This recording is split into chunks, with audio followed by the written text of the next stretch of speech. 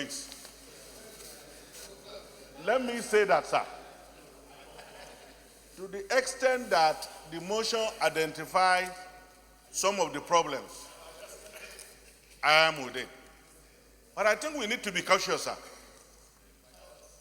All over the world, and in my little understanding of the history of revolution, it has always been selfless people fighting criminals.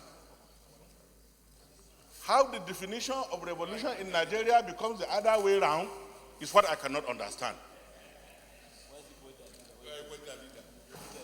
What do I mean, sir? For those of us who have read history, we knew that wherever revolution took place, it was a situation where selfless people who loved their country were fighting criminals. Can we validly say, sir, kidnappers, armed bandits, heismen are selfless people? What we have in Nigeria, sir, is the reverse. And that's why, with due respect to my colleague, distinguished Senator Utazi, the analysis, though over and above slavish cant, ended up making a goulash of the situation. Yes, we accept the fact that there is armed banditry. Yes, we accept the fact that there is kidnapping. But the issue is this: can we draw a valid analogy that the combination of these criminalities upsetting the life of law-abiding citizens of this country be said to be the part of the revolution? I say no to that, sir. It can never be the situation. Sir, what we have is a collective deficiency. And I repeat, sir, a collective deficiency of patriotism. We have had a situation where we had military rulers who were lacking in legitimacy and who promoted all kinds of things that today we are reaping the consequences. We became leaders who were above the law and were expecting our followers to follow the law. We became leaders who are above the law and we are expecting the leaders, the followers, to be above the law. This was what happened. And therefore, because people know that there is no consequence for certain actions, then they can do anything. I accept the explanation of the distinguished Senator Ike Ikweremadu and leader that we need to pause and ask, what is it that we are doing wrong? And why is it that what we are doing is not yielding results? And then focus on what should be done to reverse the situation. Sir, it will be wrong for this Senate to, on record, accept the fact that criminals possess the capacity to do revolution in this country. I am not part of that decision, sir. What I will be prepared to be part of is for this Senate to accept the fact that the nation has a responsibility to enforce the laws of the country to ensure that those with criminal are not allowed to function. We are not the only poor state. I cannot understand why some people will align our situation to poverty. Sir, we have other countries around us that we know are poor, that we know their citizens are poorer than our own citizens, and yet there is law and order in those countries.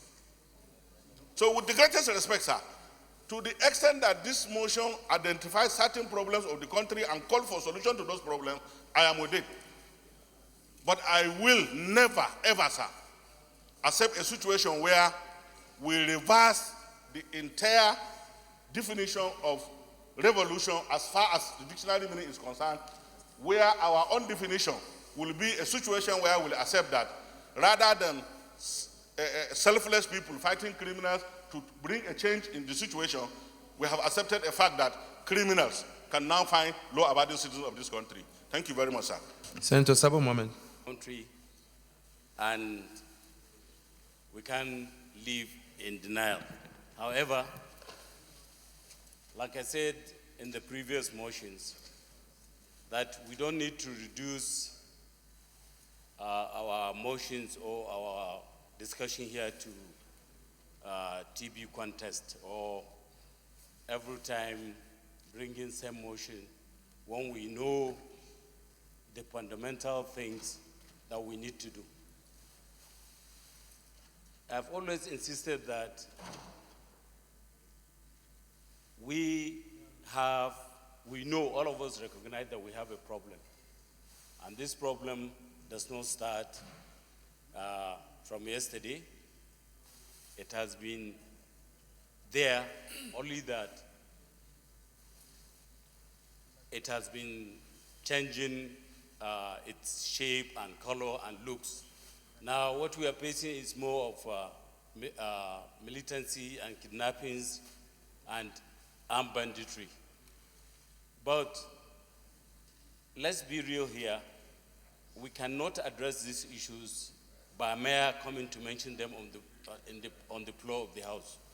It's not possible.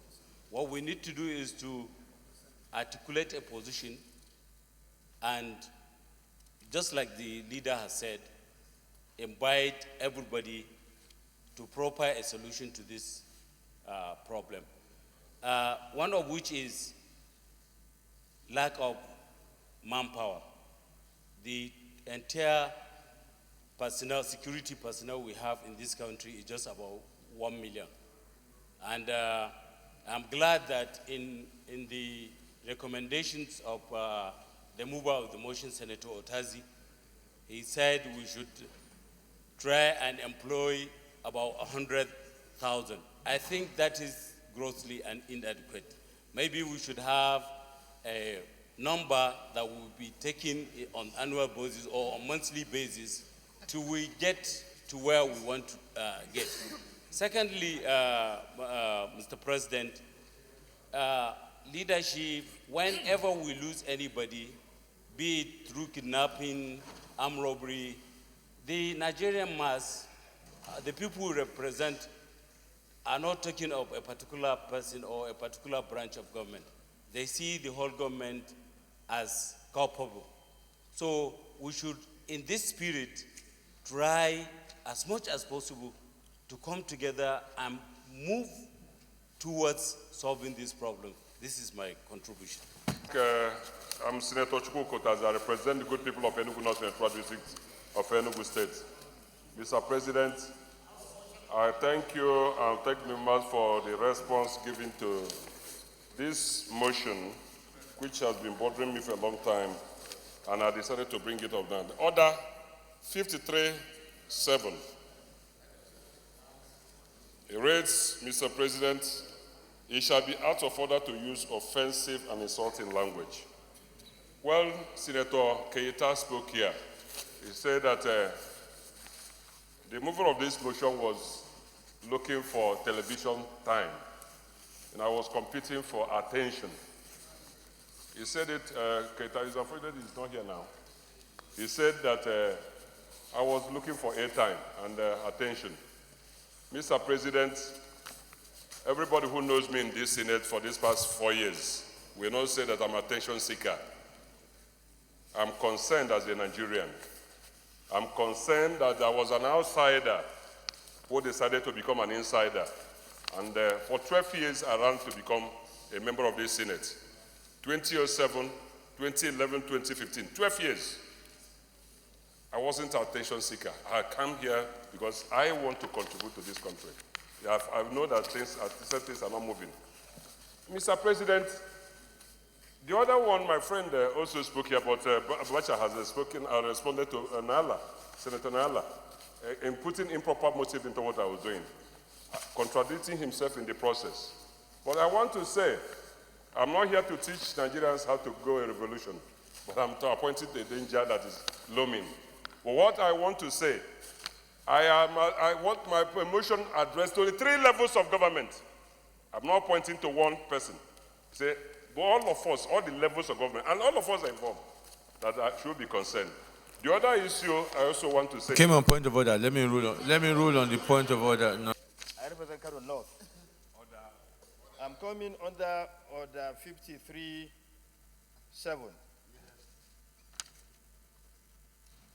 It shall be out of order to use offensive and insulting language.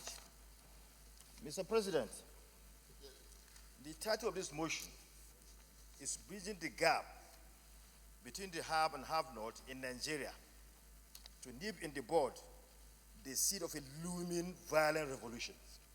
Mr. President, we are operating a democracy in this country. I feel insulted. It's offensive to me. We are operating a democracy in this country. There's no place for violent revolution in any democracy. This description of what he wants to do is offensive to me. There's no room, Mr. President. What he'll have said probably will have been a looming democratic revolution. A looming democratic revolution. Everywhere on earth, Mr. President, you have, citizens may have problems. The only way they can change government is through democratic means. That is number one, sir. Again, number two, Mr. President. He said, the motion says, note that the northwest states of Zamfara, Katsina, Kaduna, Kano, and Sokoto are under the grip of armed militia. Mr. President, this is offensive to me and to my people of Kano State. We are not ruled, we are not controlled by any militia. Kano is free. Kano is free. This is misleading and it's offensive to us. And I call on the mover of the motion to withdraw this immediately. He has to withdraw this. We are not under the control of any militia. Kano is free. Thank you, Mr. President. Representing Zamfara Central. Mr. President, I want to come under Order 53-8. No senator shall impute proper motives to any other senator. Improper, yes. Mr. President, distinguished Senator Utazi, in my opinion, imputed improper motives to the submission of Senator Na'allah. I'm not standing here to defend Na'allah, but unfortunately Na'allah is not on seat to defend himself. And what Na'allah said, I don't think is totally out of place. I am one of the people that support his position. Mr. President, I don't understand. At a point, I am completely at a loss as to what actually we are talking about. No, let me restrict you. Let me restrict you to the point of order. Your point of order.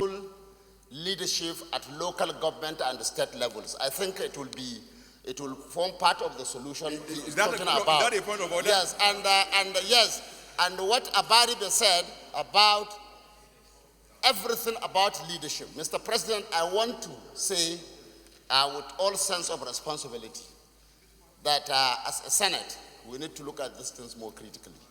Yes, it is not all about leadership. Today, we have a president that everybody, the world, accepts that he is not corrupt. And at the same... No.